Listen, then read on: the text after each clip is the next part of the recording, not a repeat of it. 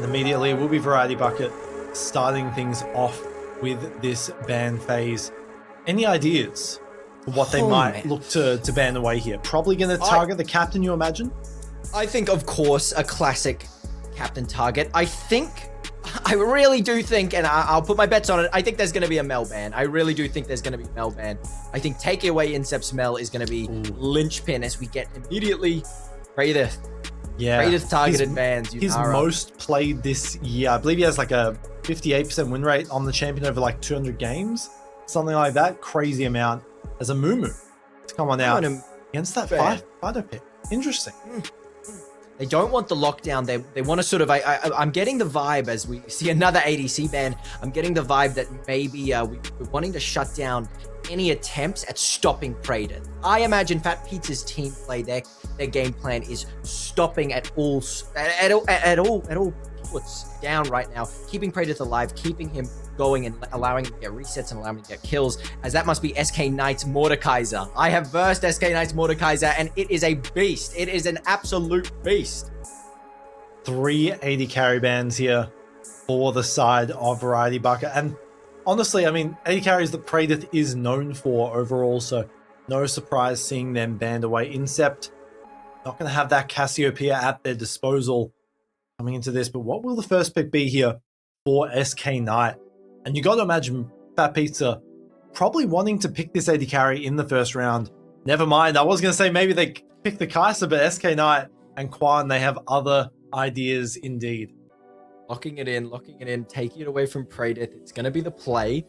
Allowing it to be countered, but another ADC locked in. Going to have Praedyth on Lucian. Interesting to see. I was going to say that maybe we see the Draven here because that is a Praedyth special and a good matchup as well. It will be the Mbessa as that second pick. So how does Variety Bucket choose to round out this draft? Because again, this Mbessa doesn't just have to be top lane, right? It can be the jungle. We saw that yesterday to pretty good success. Renekton and Anivia, those solo lane pickups rather. A lot of magic damage in that bot side in those carries, so it's going to be interesting to see. Yeah, you can see there as well. Fatpizza started to ban out Incept's champ pool, and I believe Variety Bucket just noticed that then and was like, okay, we've got to get him on his comfort pick. And so we've picked up his Anivia, which spells a good sign. We see this Renekton as well on SK Knight. Now, if that is an Mbessa top, that is a very hard counter matchup for Mbessa, and it's going to make it very difficult for Irresponsible to play. Emilio to come on in. Pretty solid bot lane pick. Not going to go for the Nami that is standard, but this will provide a lot more peel with that sort of soccer ball kick on towards SK Knight if the dive chooses to come on in. Vi, the ban on out. Pretty strong combo with that Renekton. Probably not going to see a Mel this game, I imagine, here from Silofu. It's not a great matchup at all in towards the Anivia. But that makes me think, like, what are they going to go for in this mid lane? Yeah, Anivia is such a difficult pick to go into. And there it has so many, especially when played well, it can be a true menace. It can be a full-on lane bully. So a deep depth of champ pool and champ knowledge is going to be needed by Silofu to have at least a neutralizing matchup or potentially a counter matchup. Yeah, and you can't even really go an AD pick here, right? Because you've already got the Mbessa, you've already got the Lucian. You can't really afford to give SK Knight and this Renekton any more opportunities to build armor into you. I mean, even with the steel caps alone, it's just so incredibly annoying to deal with, as that's a lock-in, I believe. So it will be the Mbessa jungle. Never mind. It will be the Mbessa jungle. But it will be Kasante in that top lane, which I think, I mean, is a pretty good matchup overall for this Kasante. Now to round out this comp, we've still got the support, still got the jungler here for Variety Bucket. Let's see what they go for. I will just say, as they pick up the Xin Zhao, I'll say that in terms of Fatpizza's comp, they have a quite decently shield-focused comp, which means if SK Knight is allowed to sort of, get early gameplay, a lot of gold in his pocket, he's going to be such a menace in stopping and putting down all that shielding with that empowered W. And now that they've added to their to their pool, they've got a Lulu and a Xin Zhao. Variety Bucket has a very strong comp D. And Azir to round it out. Probably the best option you're going to get in towards this Anivia. It's pretty horrible otherwise with any other pick you got to imagine, but a solid draft overall here for the side of Fatpizza. And I'm excited to see what Variety Bucket can do. You don't normally see Lulu paired up with the Kai'Sa. That's gonna be interesting. Yeah, it's slightly unorthodox, I will say, as you know, Lulu's a specifically of appeal, keeping safe champ, and Kai'Sa's more of an aggressive, engaged champ. But I guess we'll have to see as we get into the first game. Yeah, and you do have, I will say, the one sort of thing that I can think of off the top of my head with that wild growth from Lulu. A lot of dive potential, even with this Kai'Sa, right? If you like ult while Kai'Sa's midair flying through the Killer Instinct, you can land some knockups and start proccing that plasma really fast here. A lot of engage options here for the side of Variety Bucket. We'll have to see what they go for. Yeah, I think so many. There's a lot of different ways both teams can play these team fights. But in terms of late game, in terms of mid game, who do you think has at least a better team in terms of scaling? What team comes out on top once that 20 minutes, once those 3-item power spikes come through? I think it's probably Fatpizza, right? I mean, like, that late game Azir is going to be like, and not just the Azir as well, but the public execution and all out as well. You've got so many tools to isolate and lock down like the primary carries. It's going to be very hard, even with the Lulu ult, it's going to be very hard to keep them alive in that situation, but not expecting much in the way of action in the early game. As we saw in Worlds when none other than Faker locked Anivia, one tiny piece of CC stopping that Glacial Storm can completely disrupt the Anivia's gameplay. It can completely remove all damage that she can pump out. And they do have a decent amount of catch out and CC with this public execution, with this all out, and the Azir just getting into the back line as easily as he can. So we're going to need expert positioning from all members of both teams. Absolutely. And looking at this top lane, Irresponsible sort of lost out a little bit on that initial trade. Ward was spotted there from King. So we'll have that information that they know where this Embessa will be located. Mid lane, slightly, especially in that early game, when the ult's not online here for Incept, definitely going to like naturally go in favor of this Azir. Can you get that push in now? Trying to maybe drop that that egg as soon as possible. Give some sort of the added safety of that potential. passive. To make it really difficult to get Zenithia down with the flash, and of course the classic egg TP technique. It can make for a very tricky situation, stopping the Zenithia from just sort of free scaling. With the Renekton and the Xin Zhao, though, their top side, at least for Variety Bucket, is very powerful. K'Sante is going to need a couple items before he's online. Oh, hang on a moment. The dive in order. To dive this. Early Pathmaker might be enough. Double dash to come on through. The flash is secured, the first blood, and not traded back. A very clean dive here. The side of Variety Bucket. They'll get out for free.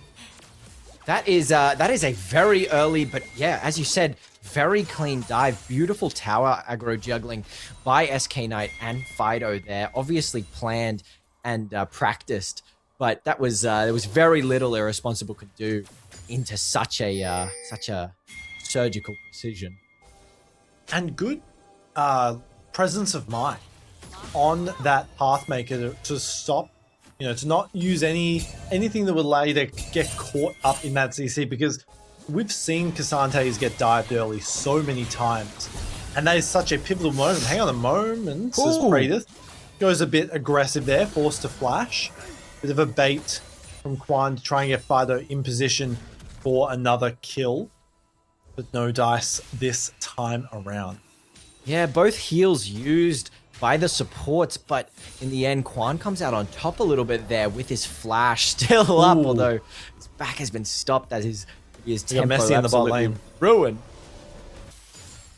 Gonna land that, and yeah, that's going to provide Praedyth a bit more security, maintaining this lane control. You get back faster. Doesn't have too much in the way of items yet. There's the Cull online here for Quan. The double scuttle from the Ambessa is going to allow her a bit of gold lead, and she is running around this jungle with a full pickaxe complete, which is a pretty decent AD spike. And as Fido had to exchange with that dive for those scuttles, see if it comes into effect and if it was worth it. But Cassante is behind, certainly, as a proxy occurs in the top lane. And SK Knight just has the luxury of this proxy right now. Can't really fight, especially with the Dominus online here. So you just have to suck it up and get to level 6 yourself if you're responsible here. If a ward will give them information on that dragon. Potentially an angle for this level 5 Fido to go for it.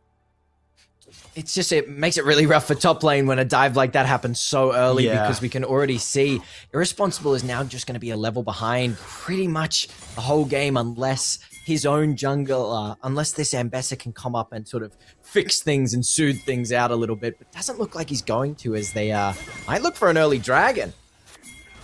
Going to secure that at the very least. Fido is still top at the moment. So does the all-out to potentially get out of there. Still the no situation flash. calls for it, but yeah, not a good situation to be in here. May be able to find something at the very least, but just going to hand that kill over towards Fido. 2 on the board for this jungler. Will be a trade for the dragon, so it's not like they're losing absolute everything here, but certainly getting their way towards that 3-kill feat is going to be a really big bit of progress. This Lucian in the lane, so oppressive in that early game, right? The cooldowns for this Lulu, too long at this point to really make an impact. Combined with the Emilio passive. Public execution goes in and it's clean. Praedyth might take a bit of damage on the dive. Don't necessarily know if you want to be here, King, but gets out cleanly. Now Fido in a bad position, gets the flash over the wall, and it will just be a 2-for-0 dive. Wow, the mobility of Ambessa there, the public execution, all the dashes. It's insane how easily it was for the Ambessa to just get out. Though SK Knight didn't spot, so will get out free this Ambessa. And suddenly that dominance over these feats of war beginning to sink back in favor as the gold evens out once again. Just farming up this Cull. Bit of a lane swap going on here, as both teams will be looking for any angle to get this 3rd kill. Really hard to find those isolated kills at this point though, because there's so much defensive, there's so many defensive capabilities on both of these teams right now. You've got that Melio ult just about online, you've got the all out as well, so taking care of this Cassante can be pretty hard to do. Yeah, just the plated steel caps on the Cassante, and he's already so tanky. With this grasp as well, is just going to continue to stack up that health. Might even have an angle. This is with a level here. This is a level down, by the way. Gets the knockback. Going to go for the all out. Traded with the Dominus. Looking for the solo kill. Perhaps SK Knight in a little bit of trouble. Has the level lead for the moment. But look at the health to work with. Q3 going to miss for the moment. Will be free. Gets out cleanly for the moment. Silofu, Shurima Shuffle on board. With the Glacial Storm zoning here. They'll get all 3 Void Grubs, and Fido's going to go in. King almost falls on down, will be the one to claim it, and that will be 3 kills over towards this Jin Jiao in. Looking for the Shurima Shuffle, lands it on towards 2, but the health bars are so incredibly low. There's no follow-up, there's no mana on the Lucian, there's no mana on the Melio, and they are stuck between a rock and a hard place. 6 kills on the board here for Variety Buck.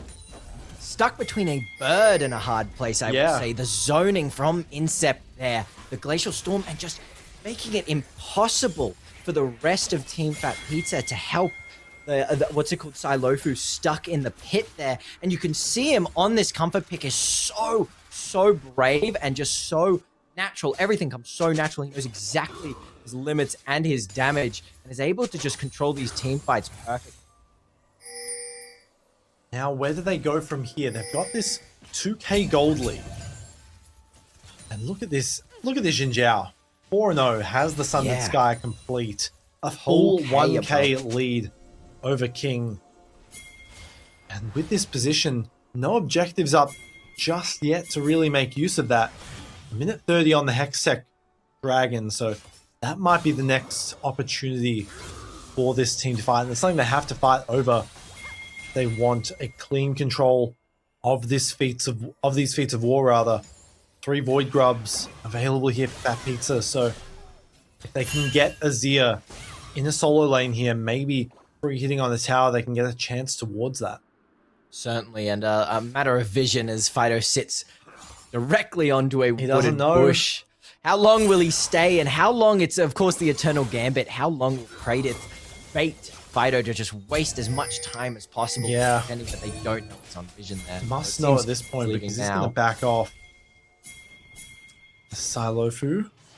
King perhaps looking for an angle with that public execution, but it won't be enough this time around. And that Ambessa with the public execution has so much range that you just have to respect it at any angle. She can come from anywhere. And it's a decent sized hitbox that if you're not on the ball at all times, you can just be caught out and swooped so easily. Especially since it hits the last person in the line as well. You can't even like go behind it if you are like, you can't even stand in front if you are a tank and block it for them. It's immediately good steal away on that scuttle, so I'll have a little bit to work with here and even continue to grow this gold lead further. And with that public execution, Ambessa is going to finish the Cyclo Sword playing. If it ever hits, you're going to be slowed and you're going to be dealt a large chunk of damage. Hopefully the Lulu Wild Growth and the Lulu Peel is enough, but Silofu can get a couple not kills. A position you would necessarily want to be in. Wild Growth and the Killer Instinct to come on through. Burns a lot for just an ult at this point, and a little bit of damage at the very least, I guess, as King might be in a bad position here. 3-point strike, not going to land just yet. They'll claim so much room. Look at this. Look at the jungle. Zoning from Anivia. There's a 2-level gold lead, a 2-level lead in the jungle rather, and it definitely shows. King just not able to do anything in this situation. And Incept with this Anivia, just the zone control of this ult is crazy. If Incept wasn't top lane, there could be such an easy collapse from Praedyth, from Emilio, but because he's just nearby, he can stop dives like this. I don't think he has to give tower, and I don't think he wants to give tower. Public execution gonna miss. That was a bit of a whiff there. Nivea's down to the egg form. They'll gets out for free at the very least. Hang on a moment, Fido might be looking for something in trade. Over the wall, Viper looking for the angle, locks as well. Not able to find the damage in time. Not going to dash on in. Recognizing there's backup on the way from Quan. Fido almost has the angle with the wind becomes lightning, but Q gets away in time. Will it be enough? So incredibly low. Chasing no as much smite as he available can. now. Has the flash if he wants it, but Fido is unstoppable at the moment. 7 kills for the team.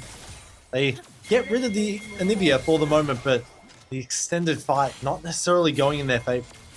Yeah, it was certainly expensive on both sides. And you really did see the power of Video coming out there. So much peel applied for Praedyth, as there seems to be, while that fight was going on, zero vision in this bot side because of it. Hextech Drake secured for free here. No contest available. Just saving it for this Rift-Herald fight. You've got to imagine a minute left on that timer. Starting to stack up these items. That's the Nash's Tooth now completed for Silofu. Yeah, Incept without the rower is coming out, but he's chosen to finish the Sorks first, and also seems to be going into a lost chapter of sorts for that Seraph, so he's going to be delaying any first item power spike for a decent amount of time. We'll see if it works out for him. Yeah, this Anivia is... I mean, Anivia is always going to be useful in these fights, but not having rower before this fight would be quite disastrous, to to say the very least. Certainly, certainly. And with the 5 kills, it seems to me though, as something occurred just then, as the gold is even out, Fido just lost his 300 gold bounty on him. As that is very unfortunate. It didn't pick that up in time. The Black Cleaver as well on the Renekton, he really wants to reduce the effectiveness of this Cassante.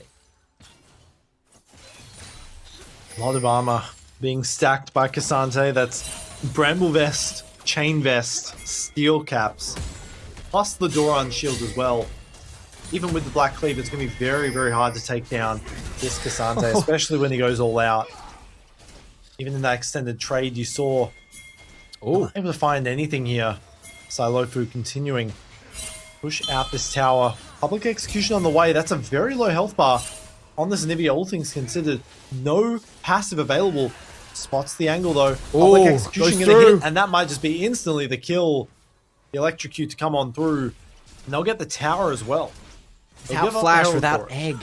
It is a slow bird indeed. You cannot get away from someone with as much movement as a Nivea, as Ambessa there. And they are trading, however, for a Rift Herald top. But no one is coming for that bot tier 2, so they might be able to take 2 towers here, honestly. Yeah, potentially. Definitely chunking it low, especially with these 3 grubs. It's very hard to deal with in that lane, as now going to be forced off for the moment. Wind becomes lightning and just clearing room for this Herald to push on through. This is a CDR boot Xin Zhao, by the way. It is. I've never seen that, actually. That's why his cooldowns are so low. I'm wondering how he gets that every few seconds, it seems, at this point. And it is working beautifully for him. However, might get the charge, the very least. So big chunk of damage on towards that tower. 2 minutes left till that objective. That's going to be the thing to fight for. Of course, Artican towards top side this game, so split map for these objectives. 2 items on Xin Zhao, the Black Cleaver as well. There's not going to be much armor for this enemy team as you have Nectin. They don't stack, of course, but they can be applied to all of them now very, very quickly. I want to say a quick shout out to Shock as well for the raid while we're at it. Oh my god, very kind. Monster. What a legend. Thank you so much, Shock, as we are in the depths of a very, very tight, very close game. Now we'll have to see where they go from here. Flicker Blade complete for Praedyth. This is going to be a nasty Lucian to deal with, especially with that 1 item on the Milio. They have a lot of utility to work with in this. Pushing towards the tower as well, and Silofu. Sleeper pick on the Azir. Doing pretty well. Not on the on the bad end of that trade, is King just going to continue to go on in. Almost finds the 2nd kill, but the Wild Growth saves him for now. SK Knight, not necessarily where you want to be. Knocked back in towards the wall. Has the angle to work with. Cassante is ready to try and find something. Incept is there in time. 1 for 0 at the end Incept of it. in these fights, once Incept gets in these fights, I really feel that the tides will turn. But as you can see, he was bot side during that. And the dominance from the Ambessa and the Lucian, the sheer amount of mobility that they have, makes it very difficult for this Kai'Sa and this Lulu to even exist on the same screen as this Ambessa. Trying to push in this mid lane tower as well. Silofu was able to claim top, extending the gold lead to just over 1k at the moment. Phyto level 12 does a lot of damage with the Wind Becomes Lightning. Quan takes a hit in trade. Still the 1 level lead though over the Ambessa, who does have the Serpent's Fang, like you mentioned, those shields. Very, very powerful here for Variety Buckets. They will be a little bit less useful now. Not a great entryway in towards the pit here. Look at Irresponsible's positioning here. Good stun plus the polymorph. Going to get on towards King, SK Knight with the dominance. They're going to commit towards this. I'm not sure this is where you want to be, as the Pathmaker going to push them all back in. And they start to clean up this fight. Locks not long for the world either.